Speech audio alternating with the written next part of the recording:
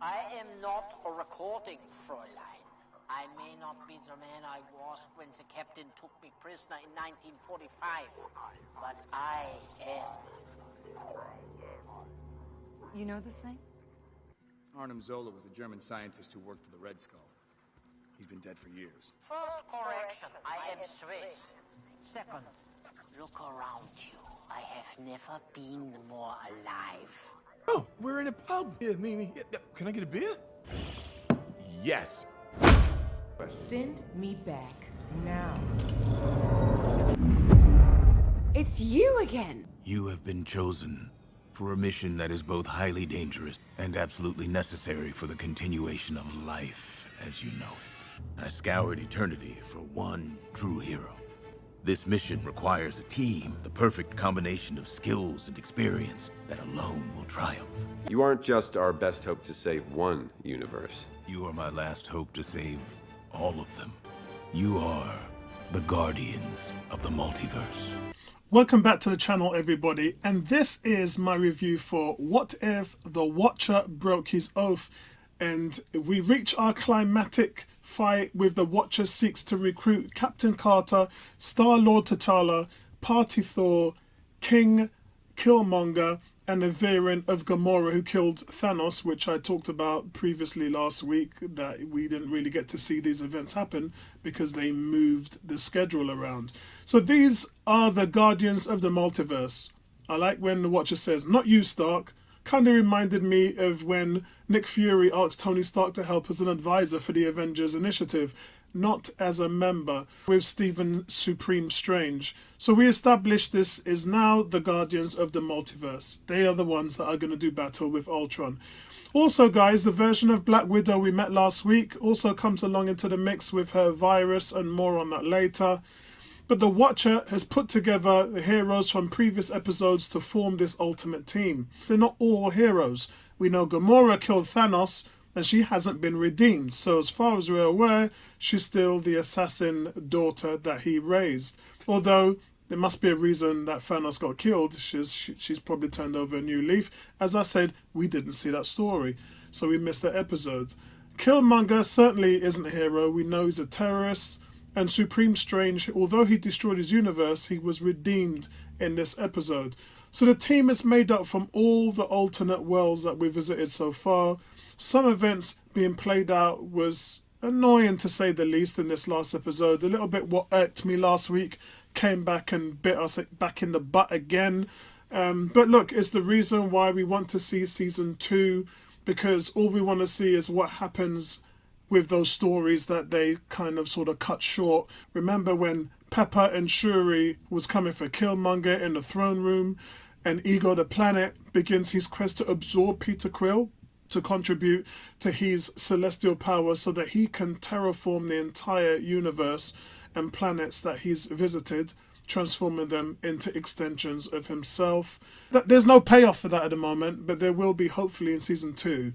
So in the fight, we get a cameo from Marvel Zombies, and considering someone as powerful as Zombie Wanda is taken out in the blink of an eye, that was kind of weird seeing that, in the same way as Captain Marvel was one-shotted last week.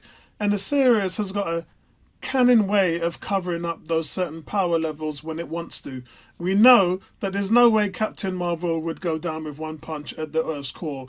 We know that Zombie Wanda would never, even if the planet was destroyed, she would still survive. She'd find a way for chaos magic to exist. So to be honest, the reason why the team wasn't wiped out is because of Dr. Supreme Strange's protection spells. And we also got a visit to fight alongside the team with our old friend Shura Gamoroth. And remember, my complaint last week was that Marvel get twisted and tongued in terms of setting out the rules that it sets and then makes a job of walking all over them. And this happened again with the Infinity Stones. And I just can't believe 7 days from where we were last week, they've literally done it again. We're introduced to Gamora's Infinity Stone Crusher. Where's that been hiding all this time? Never heard of it, to be honest. Yet it doesn't work because, hear this folks, it only is designed to destroy the gems in her reality. Oh, God. So those are the rules which the Loki series sets up in the first place. Last week's rules just broke them, and now this week's rules kind of fix them again. So what is going on here, guys? It's all over the place. It's up and down, and I'm not even going to try and explain it. One of the explanations from one of the guys in our WhatsApp group, big shout out to you, Richard, actually explained that it could be because the multiverses are fractured that the rules are overlapping each other, and that possibly is one of the reasons why Ultron was able to make these stones work. It's a broad way of looking at it. It does probably make sense in some worlds, but it wouldn't be for all of them. But still, it's a really good explanation nonetheless. But thankfully, guys, remember when I talked about Dargamite? Dargamite metal could do damage to Ultron, and there would be three things that would hurt his vibranium body. That would be Killmonger's claws, Cap's shield, and of course Gamora's double-edged swords, which he took from Thanos. They all hurt Ultron, to be honest, but with all the Infinity Stones, Ultron just repaired himself instantly. So yeah, that kind of was a long shot from me there, but at least it paid off in this episode. So thankfully, I was right about that. And also, Black Widow and Captain Carter were on the case, taking advantage of the virus to infect Ultron with Arnim Zola's virus we saw last week. So this is where Killmonger turns on the team and decides to try and steal Ultron's power for himself. Now remember, he's a terrorist. He makes it sound like that he's doing the bidding for everybody that's been oppressed, but really he's just doing it because he wants to. And in doing so, the Infinity Stones are briefly separated from the two villains long enough for Supreme Strange to encase them in his pocket dimension for safekeeping. So the Watcher obviously enlisted someone so untrustworthy like Killmonger. It turns out he knew all along that this was how it was going to play out, and Killmonger would betray the team, using it to their advantage. This is a little bit of a precog here where you kind of know, yes, he's watching and he's advising, but questions remain. Does Watcher know the universe? Has he seen the future? Does he know what the outcomes are? Interesting. If he doesn't, then why is he going to watch certain events? So that kind of is where I'm looking at it. So the Watcher sends them on their way after they defeat Ultron, returning them to their worlds at the precise moment that they left. So all the things I talked about above in terms of coming back to setting up season 2 with all those things that I explained, looks like we are going to get that now. But before Black Widow leaves, she calls out the Watcher for not being there to save her universe. Remember, Black Widow's universe was literally destroyed. It was a dystopian dead Earth as far as we were concerned. But he doesn't return Natasha to her apocalyptic world. Instead, he sends her to a new reality, one where, hear this guys, the Black Widow was dead and gave her life up to save the Avengers. Sounds familiar, huh? Yeah, because in our universe she gave up her life for the Soul Stone. So I don't know whether that was a little nod there, but I do know that if the Black Widow turns up in any kind of form in the future, we'll know it's the Watcher's doing. Although we're expecting Florence Pugh to take over from the Black Widow movie. We're expecting her to hold up the reins of Black Widow in future movies.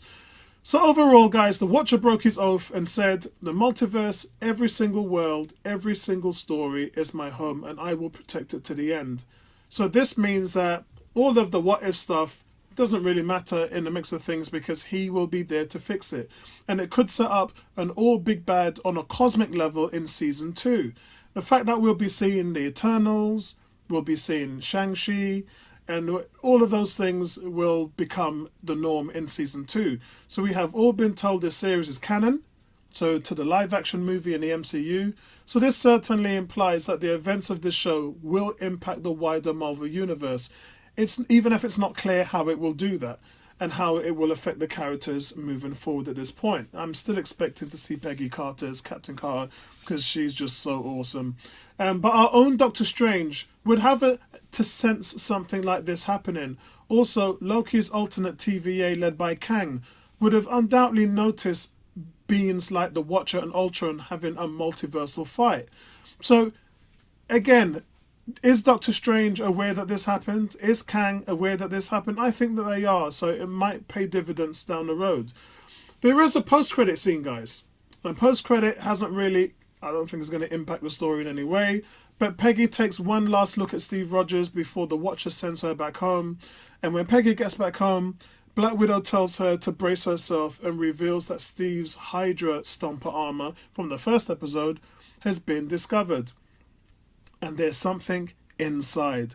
This means that Steve survived his apparent death and he's about to be reunited with Peggy at last. And it's a full circle for our Peggy Captain Carter, who lost Steve right at the start of this season. And it's something Steve in the Prime Universe got another chance with by going back in time to live out his life with Peggy Carter and then coming back to give the shield to Sam Wilson to become the new Captain America in his TV series, as we know, with Winter Soldier. So in that respect, Steve went back and we never saw him again. The big difference here is Peggy has come forward in time, and this new variant version of Captain Carter is actually alive right now. So overall, guys, I'm going to give this another 8 out of 10. I can't go any higher because I just won't submit to the silliness with the Infinity Stones. I just don't see how it works. I just don't see how they can use that to sort of get out of this way when they really didn't need it, because the be-all and end-all was the virus that they had worked on, the analog virus from Armazola. That was the one that pretty much did all the damage. And regardless of what happened with the stones, that didn't really come into play. So I think overall, I'm happy with the way how it ended in that respect. But then they didn't really need the silliness with the rings. They really didn't need that. Ultron was as powerful as he could be. And a little bit anticlimactic, but that's my thoughts on the series. What's more important, guys, is let me know what you guys think about it, because, as you know, all opinions and views are subjective, and I love to read all of what you guys say about the series. So leave them in the comment section below. And that's it for this What If series. Overall, really happy to see that I got to enjoy some of these stories that were comic book-like converted into the MCU. And it made us feel like that there is another element that we can enjoy from this wonderful Marvel universe, even though a lot of the casual fans who watch the movies aren't watching these series. I'm hoping that somewhere down the road they are aware that these things are happening and they will go onto Disney Plus and check them out. I definitely advise and recommend that you should do that if you haven't seen a series. But that's it from me, guys. I'll speak to you in the next one. Peace out.